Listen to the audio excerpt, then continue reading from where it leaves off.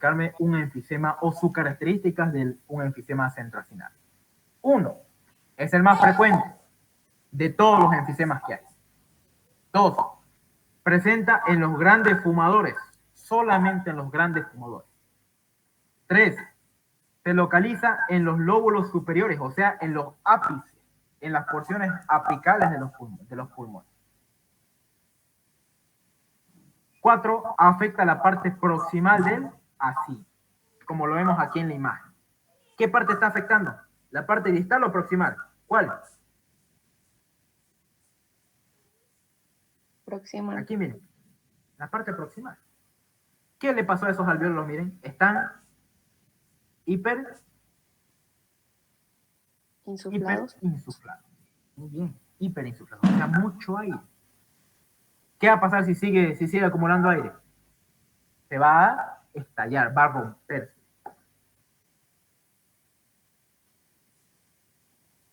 Ahora les pregunto, ¿cuánto es el volumen del espacio muerto anatómico? ¿Cuánto es el volumen del espacio muerto?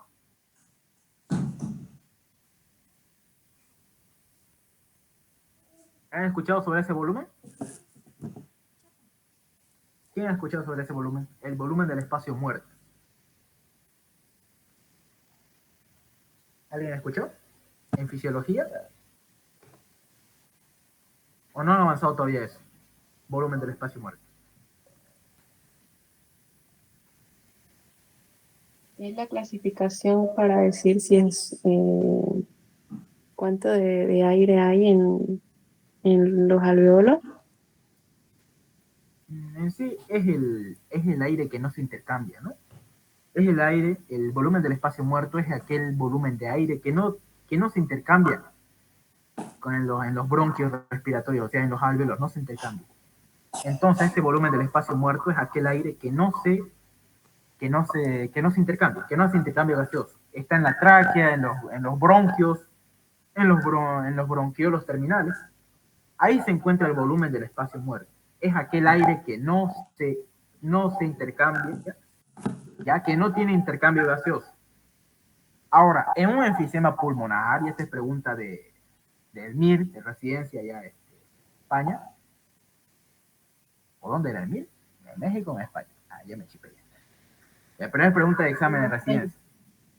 ¿En dónde? En España, ¿no? En España. Ya. El enfisema pulmonar aumenta el espacio muerto. Arriba de los 150 mililitros. Aumenta el espacio muerto en los enfisemas pulmonares. ¿Ya? No se olviden eso. El volumen del espacio muerto se aumenta en el enfisema pulmonar. Es lógico, digamos, si hay aire aquí que está hiperinsuflando los alvéolos, es lógico pensar eso, ¿no?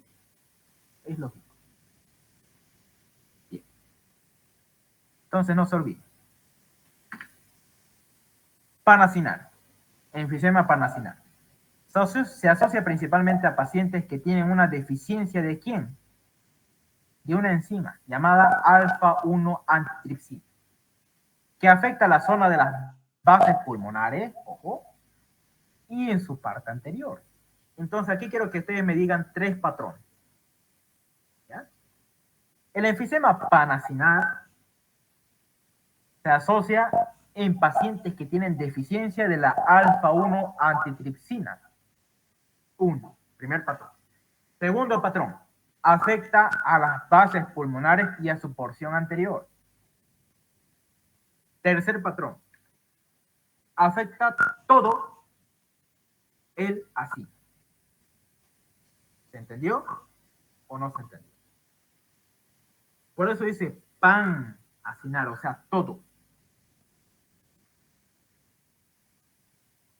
¿Se entendió o no se entendió, chicos?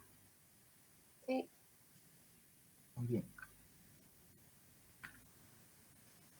Eso puede entrar en su examen. ¿Qué es el más común? Pregunta común. En todas partes ahí hacen preguntas. Ahora, el enfisema paraceptal. Y aquí vemos una imagen característica de un enfisema paraceptal. El enfisema paraceptal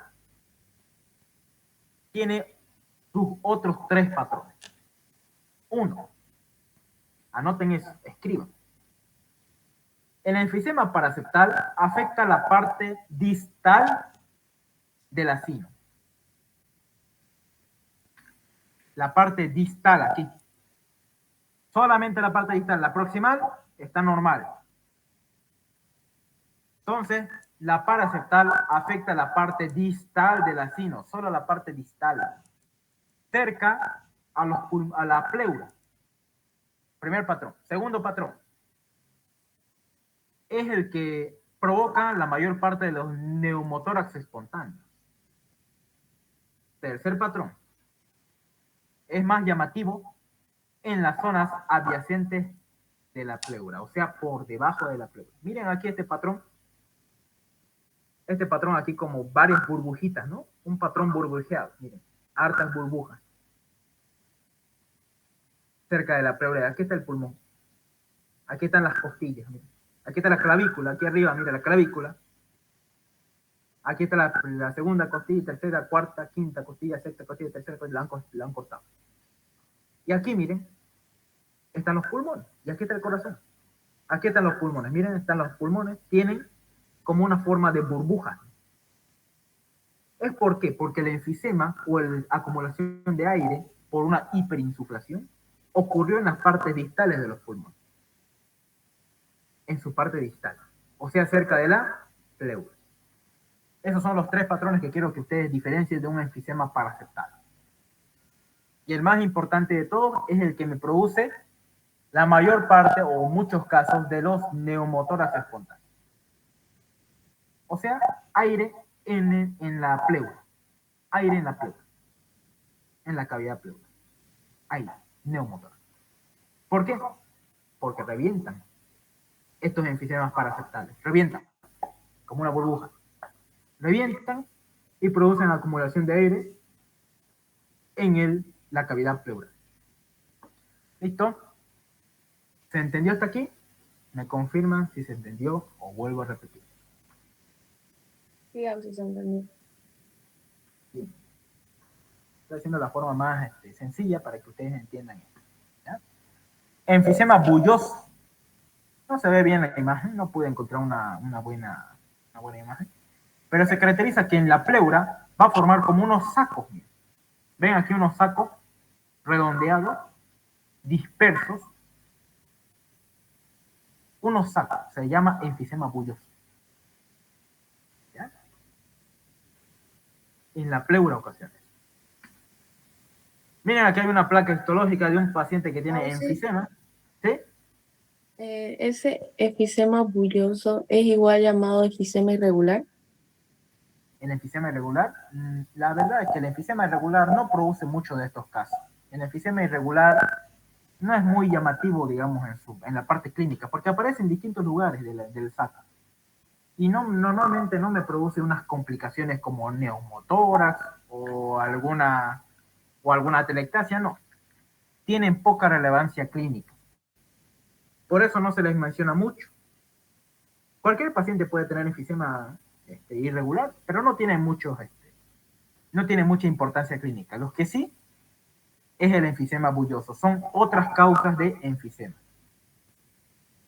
Pueden ser otros tipos, pero normalmente no son raros estos. Por eso no los clasifican aquí en los centrosinar, paraseptal y paraseptal. Panacinar y paraseptal no los clasifican. Porque no tienen importancia clínica los irregulares. Y esta, miren, enfisema, solo para mencionarlo, no tienen mucha importancia clínica. ¿Listo? Ok, gracias. El enfisema bulloso es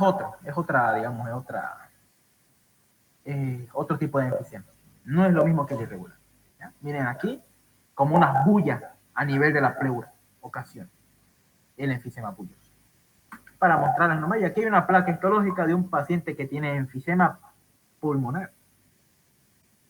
¿Qué es lo que se encuentra aquí en los enfisemas pulmonares? Miren, normalmente el alveolo debería ser de este tamaño. De este tamaño. Miren mi puntero. ¿Qué pasó con este alveolo aquí? Miren. ¿Qué le pasó? Está, ¿cómo se llama ese término? Está insuflado. Muy bien. Ahora miren aquí en esta placa. ¿Qué hubo aquí, miren? ¿Por qué estos espacios están más aumentados? Es porque hubo una rotura. Tanto se hiperinsufló que se rompió el alveolo. Entonces, dos patrones van a identificar en un enfisema pulmonar. Hiperinsuflación de los alveolos y rotura de las paredes alveolares. ¿Listo? Continuamos con bronquitis crónica. ¿Se entendió hasta ahí? Sí. Preguntas. Preguntas.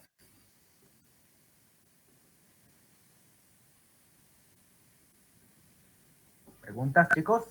¿Alguna pregunta?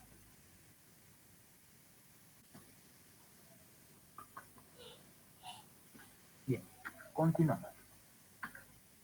Bronquitis crónica. Viene del EPOC.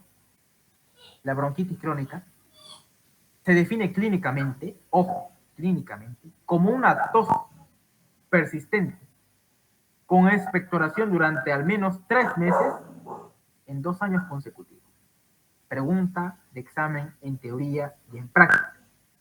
Esto entró en el examen teórico. Definición clínica de una bronquitis crónica. Tos persistente con expectoración. ¿Qué es expectoración? Que bota, que expectora, que bota de la vía aérea, bota moco, durante al menos 3 meses en 2 años consecutivos. Esa es la bronquitis crónica. Miren, aquí está un bronquio normal, un pulmón normal sano, y aquí con EPOC, o sea, con bronquitis crónica. Hay aumento de moco. ¿Cuáles son los 4 patrones anatomopatológicos que ustedes van a identificar en una bronquitis crónica? Que va a haber una hipersecreción de... ¿Qué dice?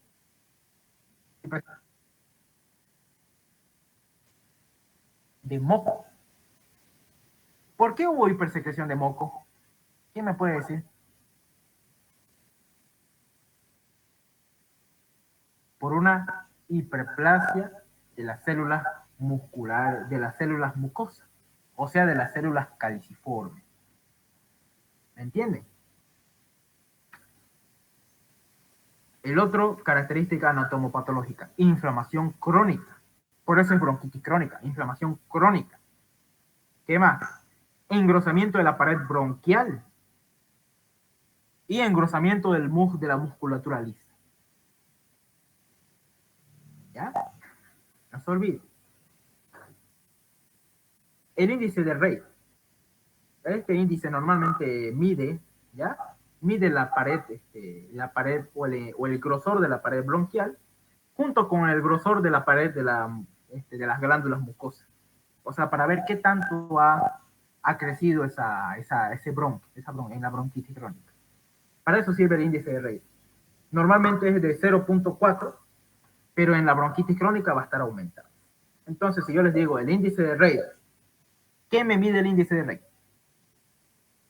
Me mide el grosor de la pared bronquial junto con el grosor de la pared o de la porción de las glándulas submucosas. ¿Listo? Eso es lo que me mide el índice de Rey y está aumentado en la bronquitis crónica. Mira, aquí está un pulmón normal y un pulmón con EPOC, o sea, un pulmón de un fumador. Ven esos pulmones negros que hemos visto ahí ¿cómo se llama? En la práctica, la anterior semana, de anatomía patológica. En los laboratorios vimos un pulmón medio oscuro, ¿no? Que tenía varias porciones oscuras, más que todo en su porción superior, apical. Entonces ahí podemos pensar en EPOC. Preguntas hasta aquí. Dudas que tengan. ¿Se entendió todo esto? ¿Se entendió o no se entendió? Sí, sí. Muy bien, no se olviden estas características anatomopatológicas. Ustedes me van a decir, hipersecreción de moco, ¿por qué? Inflamación crónica, ¿por qué? Engrosamiento de la pared bronquial, ¿por qué? Todo tiene que tener soporte. ¿Ya? No se olviden. ¿Preguntas? ¿Dudas?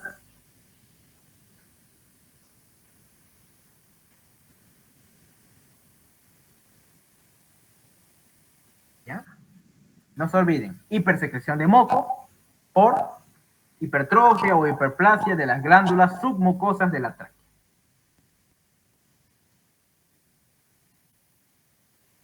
¿Listo? Otra vez, características anatomopatológicas de la bronquitis crónica. Hipersecreción de moco, no se olviden, a causa de una hipertrofia o hiperplasia de las células de las glándulas de las submucosas traqueales. Inflamación crónica de la vía aérea, de los bronquios y engrosamiento de la pared bronquial. Esos patrones no se olviden. Anatomopatológicos. ¿Por qué?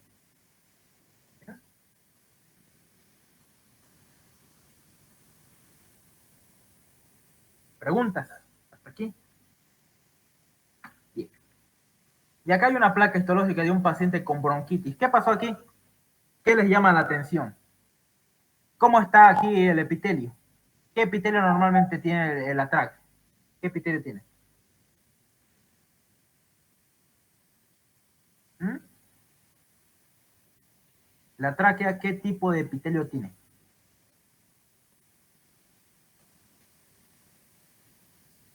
A ver, recordando histología. La tráquea, ¿qué tipo de epitelio tiene?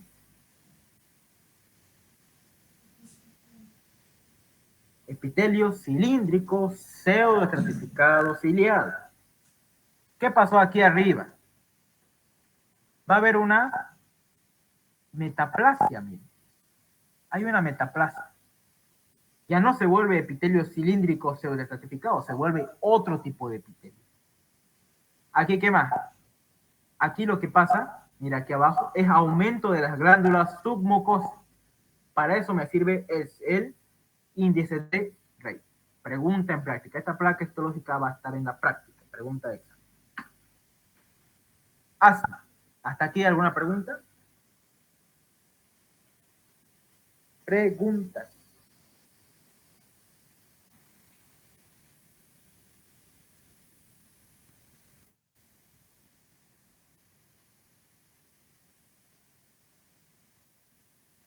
¿Ninguna? Ya. Continuamos. Asma. Vamos a ver qué es el asma. El asma se caracteriza por una inflamación crónica de las vías respiratorias y una obstrucción variable del flujo aéreo. ¿Qué dice aquí? Del flujo aéreo. ¿Qué dice? Respiratorio. ¿Qué dice? Expiratorio. ¿Por qué? En el asma va a pasar lo siguiente. Yo inspiro aire, meto aire y expiro. ¿Cuál fue más largo? ¿La inspiración o la expiración? ¿Cuál fue más largo? La expiración. La expiración. Muy bien. Eso es el asma. Paciente que ustedes vean que inspira rápido, pero expira lento. Lento. Eso no solamente ocurre en el asma, ocurre también en el EPOC, bronquitis crónica, enfisema. Ahí ocurre eso también. No se olviden eso, esa es la clínica. Un médico no solamente tiene que saber las características de la patología, sino también clínico. Se producen síntomas como sibilancias a la auscultación, sibilancias. Va a estar ahí. Así. Las sibilancias normalmente se va a escuchar durante la expiración, o sea, y luego expira. Sibilancia. Disnea, o sea, sensación subjetiva de falta de aire. Opresión torácica y tos. Ese es el asma, una tos seca, pues. Intermitente. Reversible. ¿Cómo era el EPOC? Digo, el enfisema. Era irreversible. Y aquí el asma es reversible. ¿Listo? Hay 4 tipos de asma según su causa. Las clasificamos en asma atópica, asma no atópica, asma medicamentosa y asma ocupacional. La atópica es la más frecuente. Es causada por un alérgeno, ¿ya? O por un agente biológico. Por ejemplo, puede ser por el polen, por las cucarachas. Dicen, ay, soy alérgico a las cucarachas. Dicen, por el gato, por el pelo de gato. Ese es un asma atópica, una reacción de hipersensibilidad de tipo 1. Asma atópica, mediada por IgE, inmunoglobulina E. El asma no atópica es causada normalmente no por alergenos, sino por virus. La desencadenan las infecciones respiratorias por bacterias, neumonía. Esa es la diferencia del asma atópica con la no atópica. El asma medicamentosa es causada por el consumo de salicilatos, como el ácido acetilsalicílico, que es la aspirina, o el calmador en su presentación comercial. Y el asma ocupacional es causada durante el trabajo. O sea, yo flexiono o estoy pintando y eso me da mi ataque de asma. O estoy en un lugar donde fabrican almohadas y eso me da mi ataque de asma. O algún químico que yo inspiro. Ese me da mi ataque de asma. Ese es el asma ocupacional. ¿Se entendió? Hay 4 tipos de asma de acuerdo a su causa y su origen. ¿Listo? ¿Se entendió hasta aquí? Sí. Muy bien. Ahora, en el asma atópica es frecuente encontrar pues que mi familiar, digamos, mi tío por ahí, era igual lo mismo, tenía alergia a los gatos. Y yo, digamos, igual tengo alergia a los gatos. Así, ese es el asma atópica, o sea, tiene predisposición genética. Sin embargo, el asma no atópica tiene menos predisposición genética porque no es desencadenada por un alergeno biológico. O sea, el pelo de gato, el girasol, el polen, no. Sino, el asma no atópica es desencadenada por bacterias, virus, hongos. Y aquí arriba por alergia. Como el girasol, el pelo de gato, el polvo de la casa, no sé. El pelo de pollo, no sé, algunos son alérgicos a eso, a la picadura de abeja, ese es atópico. Y la no atópica es causado por bacterias, virus desencadenadas por bacterias y virus. Y hongos. Asma medicamentosa por ácido acetilsalicílico y asma ocupacional por el trabajo. ¿Preguntas hasta aquí o se entendió, chicos? ¿Alguna pregunta? ¿Se entendió? Sí, abrí. Ya, bien. Entonces, aquí está, mira, una placa histológica de asma normal. Mira, aquí en una placa de asma, mira, aquí están los alvéolos pulmonares, aquí está un bronquio, un bronquiolo. Aquí, miren, se observa las células caliciformes, miren, epitelio cilíndrico, pseudoestratificado. Y miren, aquí se observa normal, está todo cacheto, normal, y aquí el músculo liso. Pero aquí, ¿qué es lo que pasa? ¿Qué es lo que observan? Miren aquí. ¿Aumento de qué?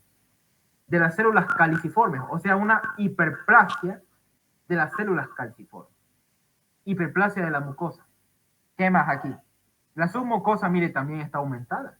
Y hiperplasia o hipertrofia de los músculos lisos. Del músculo liso. Y aquí en el centro presencia de moco. ¿Se entendió? Esta placa va a entrar en este examen. Preguntas.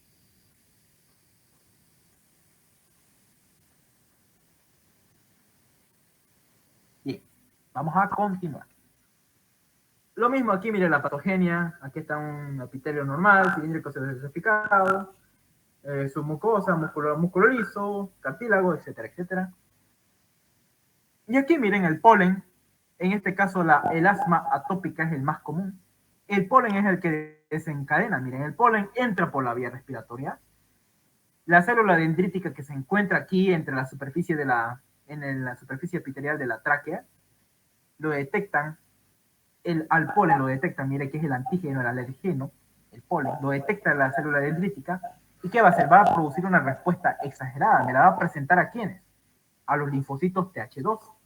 Los linfocitos TH2 hacen una respuesta mediada por la interleucina 4, que es un mediador de la inflamación, que me va a activar a los linfocitos B para producirme anticuerpos, inmunoglobulinas E. Esos inmunoglobulinas E se va al mastocito que se encuentra en el tejido conjuntivo laxo. Entonces esos mastocitos van a liberarse, van a liberar histamina, gracias a que se comunicó con el anticuerpo IgE. Y al liberar histamina, va a liberar también interleucina 5, ¿ya? Que me va a reclutar eosinófilos, para que haya una intensa eosinofilia aquí a nivel de las paredes traqueales y bronquiales, ¿ya? Va a reclutar y va a haber una liberación de gránulos tanto de los eosinófilos como de los mastocitos, haciendo que los mastocitos produzcan una vasodilatación intensa y aumento de la secreción de moco. ¿Se entendió?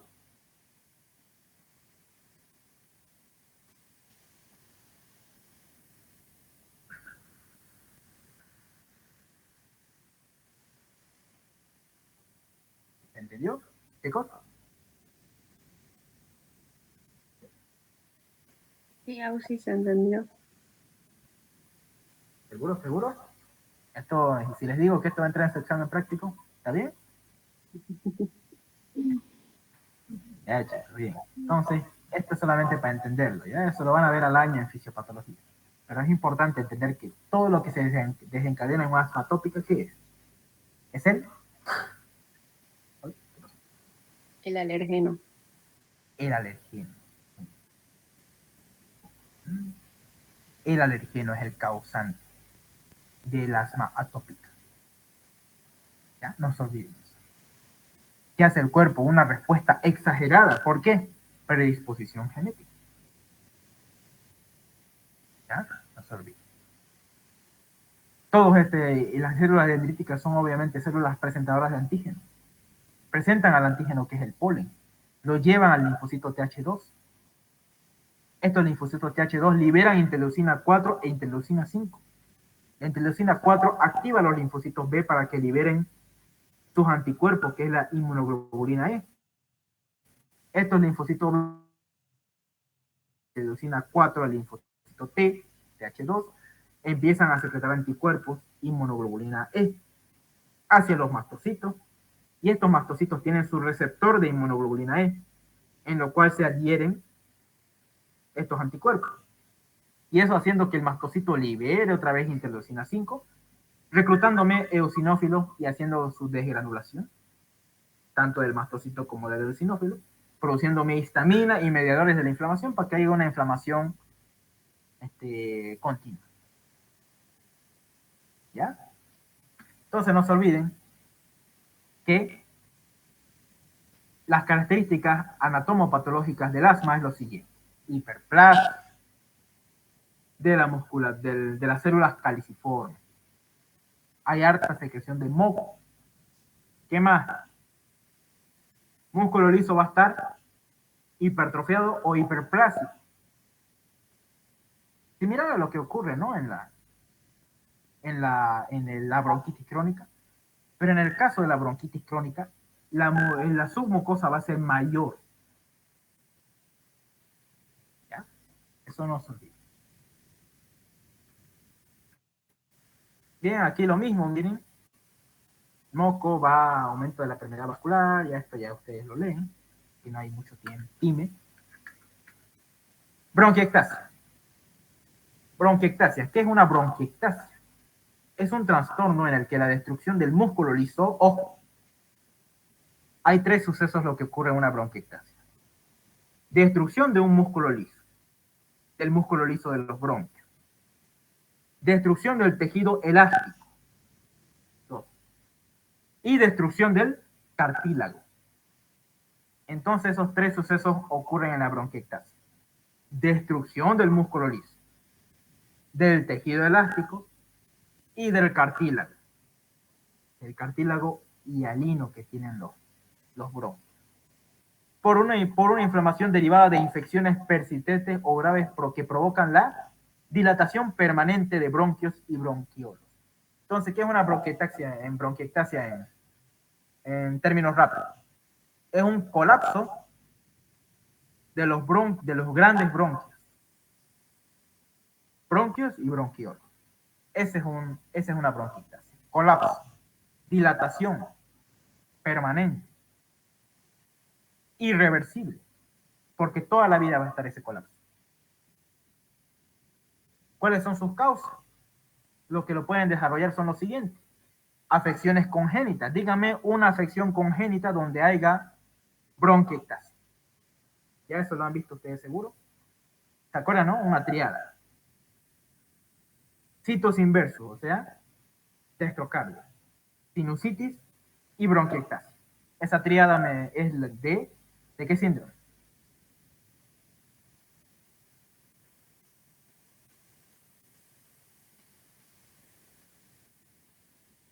Del síndrome de Cartagener, también llamado de los cilios inmóviles. Es frecuente encontrarme bronquiectasias congénitas. Ahora, también puede ser causada por neumonías necrosantes graves.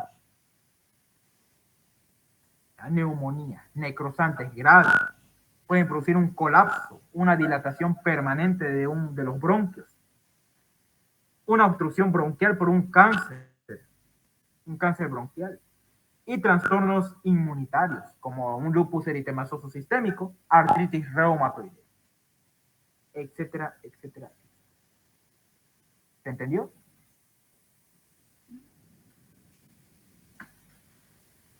Lo mismo aquí, miren. ¿Cuándo es congénito y cuándo es adquirido? Congénito, miren, tiene un patrón varicoso. Varicoso. Y son múltiples.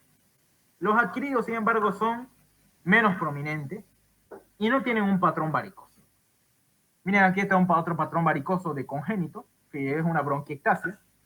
Lo mismo aquí, miren, una bronquiectasia de tipo congénita, miren, hartos bronquios sin fibrosis. Mira, aquí en este caso lo adquirido tiene fibrosis, ¿sí o no? ¿Qué dicen ustedes? Alrededor, mire, el bronquio colapsado, dilatado hay hay cicatrización, hay acúmulo de colágeno. Y aquí en el congénito no hay. ¿Ya? La clínica de estos pacientes normalmente es una tos intensa y persistente, expectoración fétida, o sea, purulenta, que muere, que incluso huele como a ratón mojado, como a yeso mojado, güey. Disnea, ortopnia. ¿Qué es ortopnia? ¿Quién me puede decir qué es la ortopnia?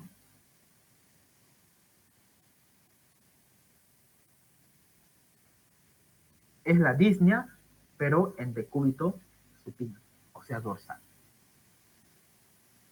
Hemoptisis es sangre que bota a nivel de la vía aérea. Sangre rutilante, brillosa, que sale de la vía aérea. Y esputo sanguinolento. Estos son los casos de bronquiectasia. ¿Alguna pregunta, duda que tengan? ¿Se entendió hasta aquí?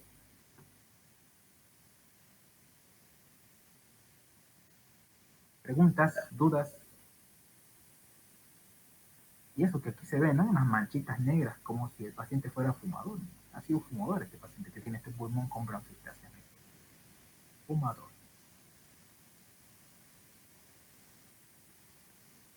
Preguntas.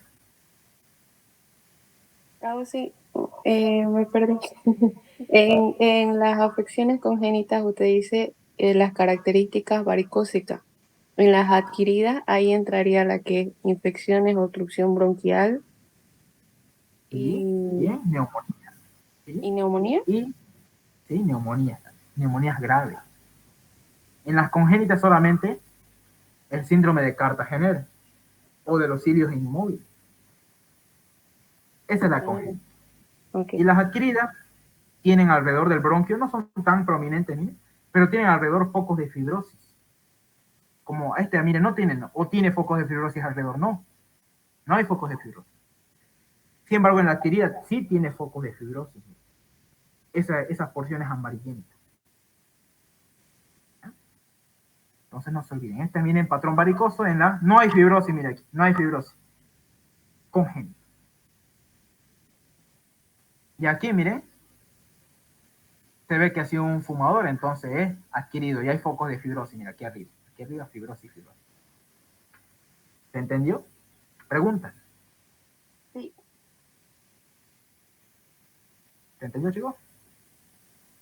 Yo les voy a poner ahí una imagen, como esta, y me tienen que decir qué tiene. ¿Qué ves en este pulmón? Y ustedes me tienen que decir bronquiectasia. Esta es congénita y esta es adquirida. ¿Adquirida por qué? Porque hay fibrosis, cicatrización. ¿Y cómo se caracteriza una bronquiectasia?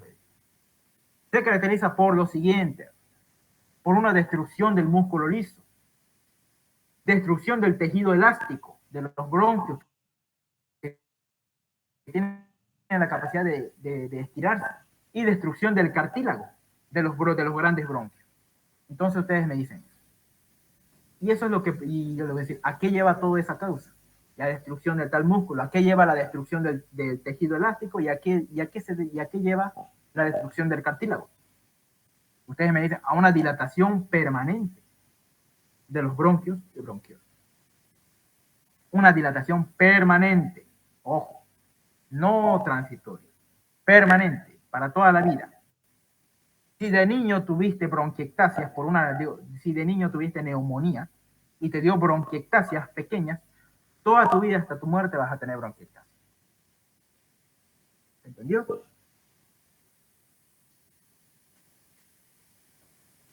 Sí. Muy bien. Y ahí termina, chicos, aquí que terminó con la parte de trastornos de la obstrucción. Todo lo que es obstructivo, ya hablamos de enfisema, de bronquitis, de asma, de todo lo que tenemos que hablar, ¿ya? De todo lo que es el patrón obstructivo. Ya hablamos de, como le dije, enfisema, bronquitis crónica, asma y de bronquitis. ¿Listo? ¿Y alguna pregunta que tengan?